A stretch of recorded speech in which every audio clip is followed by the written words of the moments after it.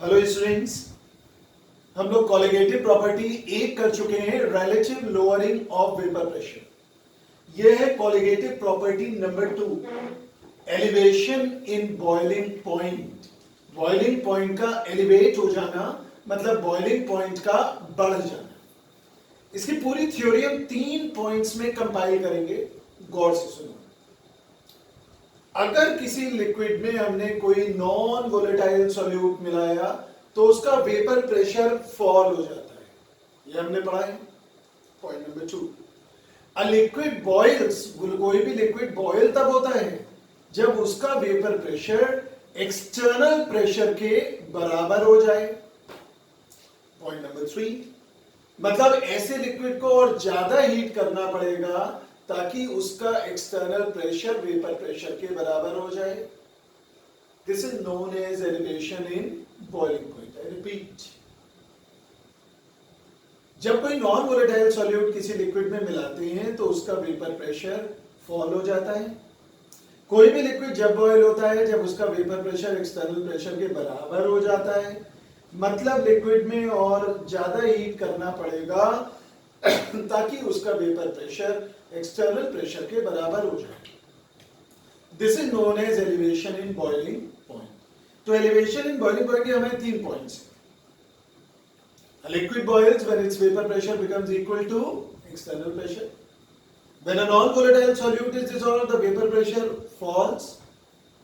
Such a liquid is to be heated to still higher temperature so that its vapor pressure becomes equal to external pressure. कहने का मतलब ये हुआ कि water boil हो जाएगा 100 डिग्री सेंटीग्रेड पे, और अगर हमने वाटर में सॉल्ट मिला दिया ऐसे वाटर का बॉइलिंग पॉइंट बढ़ जाएगा। ये वाला वाटर हो सकता है 120 डिग्री सेंटीग्रेड पे बॉईल करें। अगर हमें राजमा या चने कुक करने हैं तो हम उन्हें पहले बॉईल करते हैं, और अगर हम पानी में पहले से सॉल्ट डाल दें तो ये इजीली बॉईल हो जाते हैं, क्योंकि नमक मिले हुए पानी का टेम्परेचर 120 डिग्री सेंटीग्रेड तक जाता है due to elevation in boiling point. अगर आप वाटर में कोई सॉल्यूट डिसॉल्व कर देंगे तो उसका बॉइलिंग पॉइंट रेज हो जाएगा। एक ग्राफ से इसे समझते हैं। इस वाली एक्सिस पर हमने लिया है वेपर प्रेशर और इस वाली एक्सिस पर लिया है टेम्परेचर।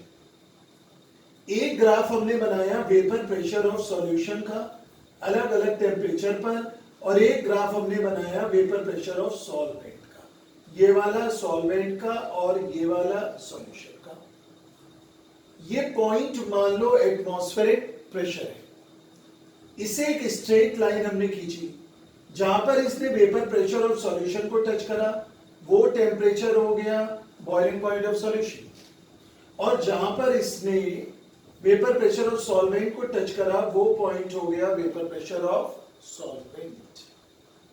क्योंकि जहां वेपर प्रेशर एटमॉस्फेरिक प्रेशर के बराबर होता है वही बॉइलिंग पॉइंट होता है।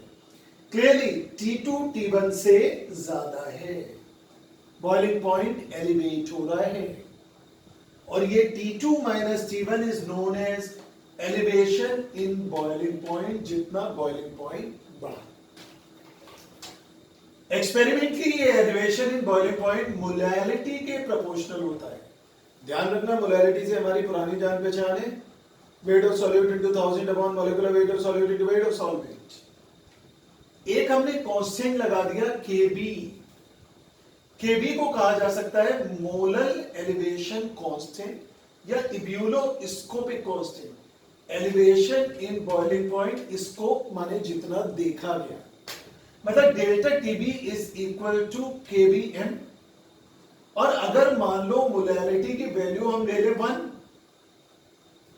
1 लेने पर ये डेल्टा Tb Kb के बराबर हो जाएगा। मतलब अब हम Kb को डिफाइन कर पाएंगे। Kb is defined as elevation in boiling point produce for unimolar solution जब मोलैलिटी 1 है, मैंने non volatile solute is dissolved in a liquid. मतलब मोलैलिटी अगर हमने 1 ले ली तो delta Tb elevation in boiling point इस कांस्टेंट के बराबर हो गया था। अब मोलैलिटी का फॉर्मूला तो हमें पता है, Kb into W solute into 1000 into molecular weight of solute into weight of solvent. Molecular weight of solute को फॉर्मूले का सब्जेक्ट बना दो, हीरो बना दो, तो मॉलिकुलर वेट ऑफ सॉल्यूट हम एलिवेशन इन बॉइलिंग पॉइंट से निकाल सकते हैं।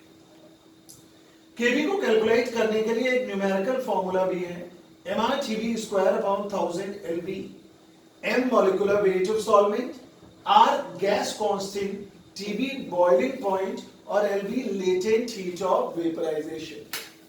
लेकिन इस वाले फॉर्मूले पे अनफॉर्चुनेटली मैंने आज तक सीबीएसई बोर्ड पे कोई क्वेश्चन नहीं देखा है, तो इस वाले फॉर्मूले को we will do, but you can just skip it off, इस पे क्वेश्चन आने के चांसेस कम ही रहेंगे।